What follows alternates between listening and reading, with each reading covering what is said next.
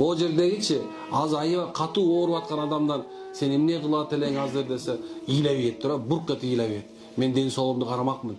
Ушундай мындай кылмак эмесмин. Эгерде мен ушуну койсом мен мындай кылмай башкача жашамакмын деп айтат азыр. Оңой эле сурап койсоңор болот, бул жерден турду. Азыр ден соолугумду кайтарып берсе эмне кыласыз? Мен намаз окуйм. Мен Кудай дейм деп айтат. Кээ бирлериңер ден соолугуңар соо, бирок акылыңар кем болгондор бар. Кыргызда сөз бар, акылы бар, эси жок дейт. Канча адамдардын акылы бар, бирок эси жок. Эси жоктор иман менен иши жок экен. Алар айтышат экен, жетишем, эмне болмок эле, бирок дагы деле болсо күнөөнү кыла берет экен. Демек бул имандын алсыздыгы болушу мүмкүн, жоксо имандын такыр жоктугу болушу мүмкүн экен.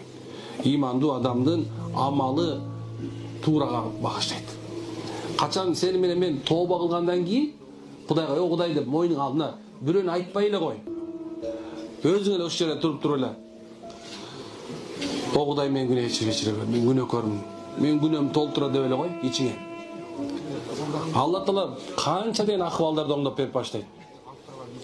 Эгерде ишиң оңолбой калса, ишиң оңолуп баштайт. Жашооңда береке болбой калса, береке болуп баштайт. Качан чыныгы тооба кылсаң, таубатан насуха дейт. Ушундай тооба сенин күнөөлөрүңдү кечирип кеткен да. Качан адам күнөөсү кечирилгенден кийин анын жашоосу оңолуп баштайт. Демек иш оңолуп